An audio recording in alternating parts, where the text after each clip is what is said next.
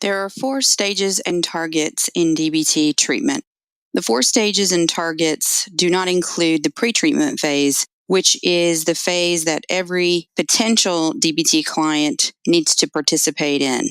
Once passing through the pretreatment phase, when the therapist and client determine that they can work together, they typically enter stage 1.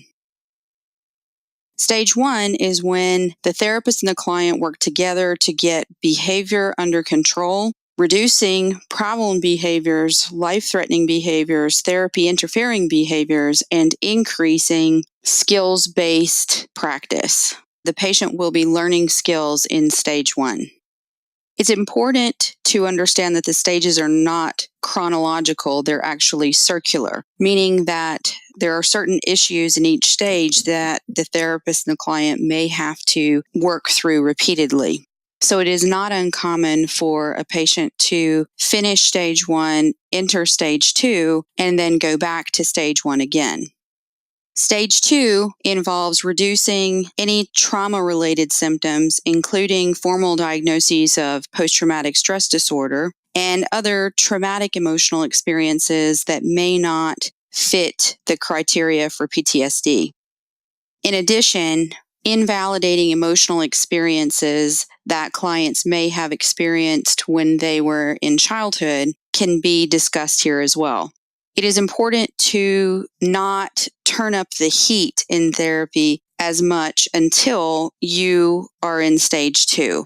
I think of stage 2 as turning up the heat because we're processing traumatic histories and intensifying emotion. It is essential not to intensify the patient's already difficult emotional experiences from stage 1. So how you determine the stage that a client is in DBT depends upon the behaviors that they exhibit when they come to treatment. Most often, patients will come to therapy with a tendency to begin in stage 1. They may have self-harm that's present. They may have suicidal behavior or ideation that's significant. They may also have what DBT refers to as quality of life interfering behavior, significant quality of life interfering behavior, such as substance abuse or very dysregulated romantic relationships, anything that contributes to the difficulties in creating their life worth living. So if they are exhibiting any of these problem behaviors, then they would begin in stage 1. It is not really possible to have a patient fully resolve all stage 1 behaviors prior to moving on to stage 2. However, the most important thing to get under control are the suicidal behaviors and self-harm behaviors. The amount of time that DBT therapists will recommend for having a patient abstain from life-threatening behavior before moving into stage 2 is variable. Patients must have a commitment to abstain from life-threatening behavior prior to moving on to stage 2. And when considering therapy-interfering behavior or quality of life interfering behavior, the therapist will want to consider the intensity and frequency of both of those. By the time a client moves into stage 2, they should have an excellent grasp of the skills which are taught in group skills training. For each stage, there are targets which are prioritized depending upon the relevance to the patient's daily behavior and the relevance to the session at hand. So this is a target-based agenda in individual therapy. The targets differ for individual and for group, as well as for intersession contact, such as text messaging the patient, emailing the patient, or calling the patient.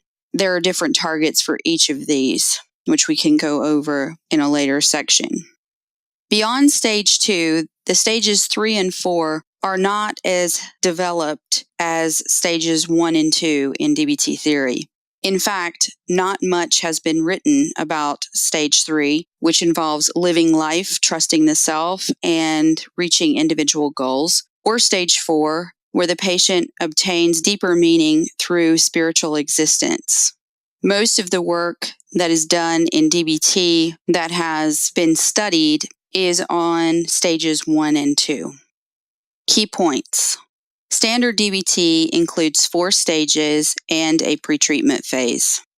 All patients begin in pretreatment. There is no timeline for moving through the stages. The targets differ in each stage. Most patients begin in stage 1. Stage 1 is the most frequently discussed and involves behavioral stabilization. If life-threatening behavior, self-harm, or significant therapy-interfering behavior or quality of life interfering behavior, the patient should remain in stage 1. Childhood history and histories of trauma are not addressed until stage 2. And finally, very little information exists for treatment in stages 3 and 4.